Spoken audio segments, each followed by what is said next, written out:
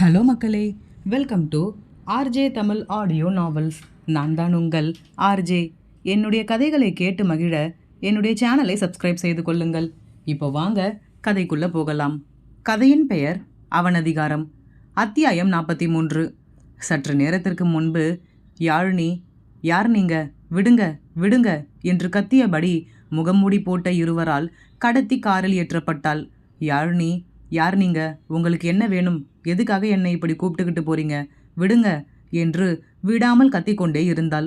ஆரியன் தன் முகமுடியை கழட்டியவாறு, ச்சே, என்ன சும்மா கத்திக்கிட்டே வர, கொஞ்ச நேரம் கூட உன் வாய்க்கு ரெஸ்ட் கொடுக்க மாட்டியா, எப்படி தான் என் அண்ணன் உன்னை சமாளிக்கிறானோ என்று சலிப்பாக கூறினான்.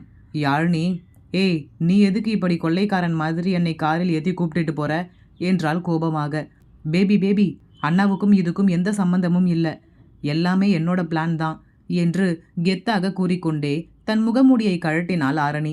இருவரையும் வாயை பொத்தியபடி ஷாக்காக பார்த்த யாழினியிடம், ஆரணி, என்ன யாழ் பேபி, யாரோ உன்னை கடத்திட்டு போறாங்கன்னு ரொம்ப பயந்துட்டியா என்றாள் சிரித்து கொண்டே.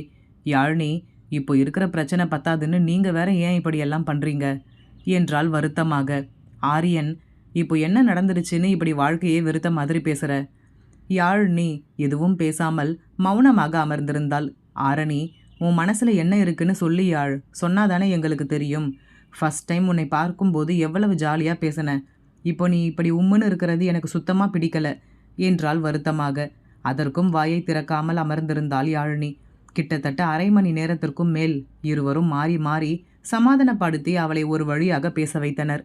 இவர்களின் சமாதான வார்த்தைகளில் யாழினிக்கு கண்களில் கண்ணீர் ஊற்றென பெருக்கெடுக்க தொடங்கியது. ஆரணி, இங்க பாரு யாழ், அழாத, எல்லாம் சீக்கிரமே சரியாயிடும். யாழினி மூக்கை உறிஞ்சியபடி அழுகையினோடு, அதெல்லாம் இனிமே எதுவுமே சரியாகாது ஆரணி, எல்லாமே முடிஞ்சு போச்சு என்று தேம்பி தேம்பி அழுதாள். ஆரணி கோபமாக, யார் சொன்னா எல்லாம் முடிஞ்சு போச்சுன்னு, அதெல்லாம் எதுவும் முடியலை, அண்ணா கொஞ்சம் கோவக்காரர் தான், நான் இல்லைன்னு சொல்லலை, ஆனால் சீக்கிரமே உன்னை புரிஞ்சு பாரு. யாழினி, இல்ல ஆரணி, அவருக்கு என்னை சுத்தமாக பிடிக்கல, எங்கள் ஃபேமிலியை பழிவாங்க தான் என்னை கல்யாணம் பண்ணியிருக்காராம், தெரியுமா என்றாள். இவளின் பேச்சில் குழப்பமாக, இது என்னடா புது கதையா இருக்கு என்று இருவரும் இவளை பார்க்க, ஆரியன், என்ன சொல்ற யாழினி, பழிவாங்கவா, எதுக்கு? யாழினி பழைய கதைகள் மொத்தத்தையும் கூறியவள், எங்கள் வீட்டில் இருக்கவங்களை கஷ்டப்படுத்த தான் என்னை கல்யாணம் பண்ணியிருக்காங்க உங்கள் அண்ணன், அப்புறம் எப்படி என்னை நல்லா பார்த்துப்பாங்கன்னு சொல்கிறீங்க, எனக்கு இங்கே இருக்கவே பயமாக இருக்கு. இவள் கூறும் விஷயம் இவர்களுக்கே புதியது. ஆரணி அதிர்ச்சியாக, நீ சொல்கிறதெல்லாம் உண்மையா, யாருமே என்கிட்ட இதை பற்றி சொல்லலையே. யாழினி, இந்த விஷயம் யாருக்கும் தெரியாது, உங்கள் அண்ணனுக்கு மட்டும்தான் தெரியும். ஆரியன், அப்போ தாத்தா சொன்னதெல்லாம் பொய்ன்னு தெரிஞ்ச அண்ணன் மாறிடுவார். யாழினி, அதுக்கு நம்ம என்ன பண்ண முடியும், உங்கள் தாத்தா சொன்னது பொய்ன்னு அவரே சொன்னாதான் உங்கள் அண்ணன் நம்புவார், மற்ற யாரு சொன்னாலும் நம்ப மாட்டார். ஆரணி, இவ்வளவு நாள் விஷயம் என்னன்னு தெரியாமல் குழம்பி இருந்தோம், இப்போதான் என்ன விஷயம்னு தெரிஞ்சிருச்சுல, நீ அழாத, சீக்கிரமே நம்ம சரி பண்ணிடலாம், இனிமே நீ அழவே கூடாது, சும்மா உம்முன்னு சுற்றி சுற்றி வருவதெல்லாம் எனக்கு சுத்தமாக பிடிக்கல, எனக்கு என்னோட பழைய யாழ் பேபி தான் வேணும், அவளே தான் எனக்கு பிடிக்கும். யாழினி மௌனமாக அமர்ந்திருந்தாள். மீண்டும் தொடர்ந்த ஆரணி, சரி, உங்கள் அப்பாவுக்கு தெரியாமல் ஏதாவது திருட்டு வேலையெல்லாம் செஞ்சிருக்கியா? தன் குடும்பத்தினரை பற்றி கேட்டதும் யாழினி குஷியாக, அதெல்லாம் நிறைய செஞ்சுருக்கேன். ஆரணி, உங்கள் அப்பா மேலேயும் உனக்கு பயம்தானே, ஆனால் அவருக்கு பயந்துக்கிட்டு அவருக்கு பிடிக்காத விஷயத்தை நீ செய்யாமல் இல்லையே, அவருக்கு தெரியாமல் மறைமுகமாக செஞ்சுருக்கதானே, அதே மாதிரி இனிமே எங்கள் அண்ணன்கிட்ட ஃபாலோ பண்ணு, அண்ணன் முன்னாடி பேசாத மாதிரி இருந்துட்டு அவருக்கு தெரியாமல் பேசு, தட்ஸ் ஆல். யாழினி யோசனையாக, அதெல்லாம் சரி வருமா, மாட்டிக்கிட்டா? ஆரணி, எல்லாம் சரி வரும், இப்போ நீ தனி ஆள் இல்லை, உனக்கு ஹெல்ப் பண்ண நாங்களும் இருக்கோம் என்றாள். ஆரியனை பார்த்து, என்னடா அண்ணா, உனக்கு ஓகே தானே என்றாள்.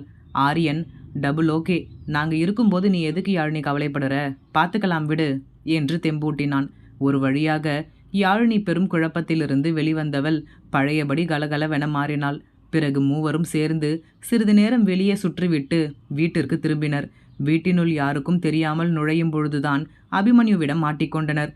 ஒவ்வொரு நேரம் அன்பாகவும் ஒவ்வொரு நேரம் கோபமாகவும் இருக்கும் அபிமன்யுவை யாழினியால் புரிந்து கொள்ளவே முடியவில்லை.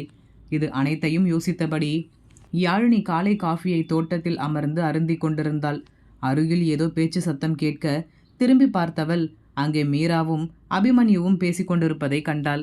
அபிமன்யு, மாம், என்ன ஆச்சு உங்களுக்கு? ஏன் டல்லா இருக்கீங்க? மீரா, ஒன்றுமில்லப்பா. நான் ஏன் டல்லா இருக்க போகிறேன்? நான் நல்லா தான் இருக்கேன். அபிமன்யு, இல்லை, உங்கள் முகமே சரியில்லை. எப்போவுமே பிரைட்டாக இருப்பீங்க.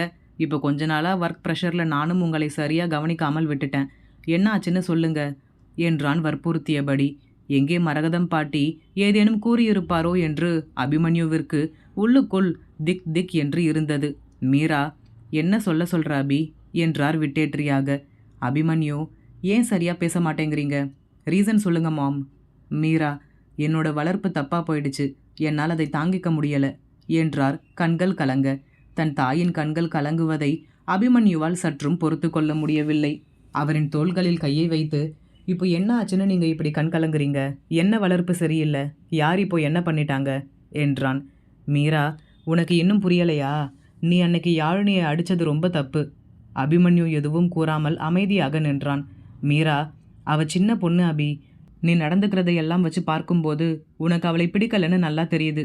உனக்கு பிடிக்கலைன்னா எதுக்காக அவளை கல்யாணம் பண்ணிக்கிட்ட? கல்யாணம் பண்ணிட்ட அவ்வளவுதான். ஒரு பொண்ணோட வாழ்க்கை முடிஞ்சிருச்சுன்னு நினச்சியா? இனிமே அவள் உனக்கு மட்டும்தான் சொந்தம்னு நினச்சியா? அவளை பெற்றவங்களுக்கு சொந்தக்காரங்களுக்கெல்லாம் அவள் மேலே எந்த உரிமையும் கிடையாதுன்னு நினச்சிட்டியா என்றார் கோபமாக. அபிமன்யு எதுவுமே கூறாமல் தன் தாயின் வார்த்தைகளை கவனமாக கேட்டுக்கொண்டு நின்றான். மீரா, எனக்கும் முதலில் யாழினியை பார்க்கும்போது உனக்கு கல்யாணம் பண்ணி வைக்கணும்னு தான் தோணுச்சு. ஆனால் நீ இப்படி அவகிட்ட நடந்துப்பேன்னு தெரிஞ்சிருந்தா நீ அவளை தான் கட்டிப்பேன்னு சொல்லும்போது நானே வேண்டாம்னு சொல்லியிருப்பேன். என் பையன் ஒரு பொண்ணை கையை நீட்டி அடித்து கொடுமைப்படுத்துறதை என்னால் பார்க்க முடியல அபி என்று குரல் உடைந்து அழத் தொடங்கிவிட்டார். அபி அவரை சமாதானப்படுத்தும் விதமாக, ப்ளீஸ்மா, நான் ஏதோ கோவத்தில் அப்படி நடந்துக்கிட்டேன். நான் பண்ணது தப்பு தான் மாம், சாரி. மீரா, நீ சாரி கேட்க வேண்டியது என்கிட்ட இல்லை. நீ சாரி கேட்க வேண்டியது யாழினி கிட்ட. அத்தனை பேர் முன்னாடி அடிச்சியே, அப்போ அவள் எவ்வளவு ஃபீல் பண்ணியிருப்பா? அதுவும் கல்யாணம் பண்ணி வந்த கொஞ்ச நாளிலேயே நம்ம எல்லாருமே அவளுக்கு புதுசு. ஏன், இந்த கல்யாணமே அவளுக்கு புதுசு. அக்காவுக்கு தயார் பண்ண மணவரையில் தங்கச்சியை உட்கார வச்சு கல்யாணம் பண்ணி கூட்டிட்டு வந்தது உனக்கு வேணும்னா ஈஸியான விஷயமா இருக்கலாம். ஆனால் அவளுக்கு அது நெருப்பு மேலே நிற்கிற மாதிரி இருந்திருக்கும். திடீர்னு உனக்கு கல்யாணம் போய் உட்காருன்னா அவளோட மனநிலை எப்படி இருந்திருக்கும்னு கொஞ்சமாவது யோசிச்சு பார்த்தியா? இருந்தாலும் அவங்க குடும்பத்துக்காக அவங்க சொன்னதை இவ செஞ்சா. உங்களுக்குள்ள நல்ல புரிதல் வருவதற்கு இன்னும் கொஞ்சம் காலம் தேவைப்படும். அதிலும் யாழினி சின்ன பொண்ணு, இன்னும் விளையாட்டுத்தனமாகவே இருக்கா. அவளை போய் அடித்து இப்படி ஓரமாக முடக்கி வைக்கணும்னு நினைக்கிறதெல்லாம் ரொம்ப தப்பு அபி. தன் தாயின் கேள்விகளில்தான் தான் செய்த காரியத்தின் வீரியம் புரிய அபிமன்யு, மாம், நான் அப்படியெல்லாம் நினைக்கல மாம். ஏதோ கோவத்தில் அப்படி செஞ்சிட்டேன். நீங்கள் நினைக்கிற மாதிரியெல்லாம் எந்த எண்ணமும் இல்லை மாம். மீரா, இந்த விஷயத்தில் நீ என்ன காரணம் சொன்னாலும் என்னால் அதை ஏற்றுக்க முடியாது. இவ்வளவு நாள் என் பையன் எது செஞ்சாலும் சரியாக இருக்கும்னு நான் உன்னை எதுவும் கேட்டதில்லை. ஒரு பொண்ணை நீ கையை நீட்டி அடித்ததும் என்னோட வளர்ப்பு தப்புன்ற மாதிரி ஆயிடுச்சு. உன்னை நான் இப்படி வளர்க்கலையே. உனக்கும் கூட பிறந்த தங்கச்சி ஒருத்தி இருக்கா. அவகிட்ட யாராவது இப்படி நடந்துக்கிட்டா உனக்கு எப்படி இருக்கும்? நீ யாழினி கிட்ட சாரி கேளு. அவள் உன்னை மன்னிச்சு ஏற்றுக்கிட்டாதான் நான் உன்கிட்ட பேசுவேன். இவ்வளவு காலங்கள் மற்றவரின் தவறை சரியாக சுட்டி காட்டி கொண்டிருந்த அபிமன்யுவிற்கு தன் தவறை உணரவே இவ்வளவு நாட்கள் ஆனது. மேலும் மன்னிப்பு கேட்பதெல்லாம் அவன் வாழ்நாளில் இதுவரை யாரிடமும் செய்திடாத காரியம். சரி என்னும் இடத்திலேயே இருந்தவனுக்கு தன்னால் ஒரு தவறு நடந்து அதற்கு மன்னிப்பு கேட்க வேண்டும் என்பதை ஏற்றுக்கொள்ள மனம் முரண்டு பிடித்தது. தவறுதான் என்று தெரிந்த போதிலுமே அவளிடம் மன்னிப்பு கேட்க ஒரு வித தயக்கம். அபிமன்யு, மாம், எப்படி மாம், நான் போய் எப்படி அவகிட்ட சாரி கேட்குறது? ப்ளீஸ்மா, புரிஞ்சுக்கோங்க, தப்பு தான். இனிமே நான் இப்படி நடந்துக்க மாட்டேன். அதுக்காக அவகிட்ட எல்லாம் என்னால் சாரி கேட்க முடியாது. மீரா, பாத்தியா, இப்போ கூட உன்னால் அவகிட்ட சாரி கேட்க முடியலை. அப்படின்னா இன்னும் நீ செஞ்ச தப்பை உணரலை, அப்படிதானே? அபிமன்யு சலிப்பாக தன் முகத்தை திருப்பவும், எங்கே இவர்கள் இருவருக்கும் ஏதேனும் வாய் சண்டை ஏற்பட்டு விடுமோ, பிறகு அந்த கோபத்தையும் இவன் தன் மீது தானே காட்டுவான் என்று எண்ணிய யாழினி அத்தை என்றால் மீராவை பார்த்து. அபிமன்யுவும் மீராவும் ஒரு சேர திரும்பி யாழினியை பார்த்தார்கள். மீரா அவசர அவசரமாக தன் கண்ணீரை புடவை முந்தானியில் துடைத்து கொண்டு முடிந்தவரை இயல்பாக இருப்பது போல் காட்டிக்கொண்டார். யாழினி, ஏன் ஒரு மாதிரி இருக்கீங்க என்றாள் மீராவிடம். மீரா, ஒன்றுமில்லடா, சும்மா பேசிக்கிட்டு இருந்தோம். சரிவா சாப்பிட போலாம் என்றார். யாழினி, நான் கல்யாணம் பண்ணி இந்த வீட்டுக்கு வந்ததிலிருந்து ஏதாவது பிரச்சனை வந்து கொண்டே இருக்குல்லத்த என்றாள் வருத்தமாக. மீரா, சச்ச, அப்படியெல்லாம் இல்லடா, யார் சொன்னா அப்படின்னு? யாழினி, எனக்கு தெரியும். நீங்கள் இப்போ பேசுனதெல்லாம் நான் கேட்டுட்டு தான் இருந்தேன். நீங்கள் ஏன் இவர் கூட பேசாமல் கோவமாக இருக்கீங்க? அதுக்கு நான் தானே காரணம். மீரா, அந்த இடத்தில் நீ இல்லாமல் வேற யார் இருந்திருந்தாலும் நான் இப்படி தான் இவன்கிட்ட நடந்திருப்பேன் யாழினி. ஏன்னா அபி பண்ணது தப்பு. யாழினி, ப்ளீஸ் அத்தை, அவர் தான் தப்பு பண்ணிட்டேன்னு ஒத்துக்கிட்டாரே, அப்புறமும் ஏன் நீங்கள் பேச மாட்டேன்னு கோவமாக இருக்கீங்க? நீங்கள் அவர்கிட்ட பேசுங்க. மீரா, தப்புன்னு ஒத்துக்கிட்டாலும் அதை உணர்ந்து தப்பை சரி பண்ண நினைக்கலையே. யாழினி, இல்லத்த, அதெல்லாம் எப்போவோ உணர்ந்துட்டார். எங்களுக்குள்ள இப்போ எந்த பிரச்சனையும் இல்லை. என்கிட்ட அன்னைக்கே சாரி கூட சொல்லிட்டார் என்றவள் அபிமன்யுவை பார்த்து திருட்டு மொழி முழித்தாள். மீரா, நிஜமாவா சொல்கிற யாழினி? இப்போ நான் கேட்டதுக்கு சாரி சொல்ல முடியாதுன்னு சொன்னா? யாழினி, அதுவா என்று இழுத்தவள், அது என்கிட்ட சாரி எப்படி சொல்லிட்டேன்னு உங்ககிட்ட சொல்கிறதுன்னு கொஞ்சம் ஈகோ, அவ்வளவுதான். மற்றபடி நாங்கள் 2 பேரும் சமாதானமாகிட்டோம் அத்தை. நான் சந்தோஷமாக தான் இருக்கேன். நீங்கள் இப்படி வருத்தமாக இருக்கிறது பார்க்கும்போது தான் எனக்கும் வருத்தமாக இருக்குது. யாழினியை தன் நெஞ்சோடு சேர்த்து அணைத்து கொண்ட மீரா, இனிமே நான் வருத்தப்பட மாட்டேன், நீயும் வருத்தப்படக்கூடாது. நீ எப்போவுமே இந்த வீட்டில் சந்தோஷமாக இருக்கணும். இருவருக்கும் கண்களில் ஆனந்த கண்ணீர் துளிர்விட்டது. அபிமன்யு, என்ன நடக்குது இங்க என்று இருவரையும் பார்த்து கொண்டிருந்தான். தன் தாயை எப்படி சமாளிக்கப் போகிறோம் என்று குழம்பி நின்றவனை இவ்வளவு எளிதில் யாழினி சேர்த்து வைத்து விட்டாளே. யாழினியை பார்க்கும்போது பெருமிதமாகவும் இருந்தது. மீரா, யாழினி சொன்னதுக்காக தான் இப்போ உன்கிட்ட நான் பேசுகிறேன், சரியா?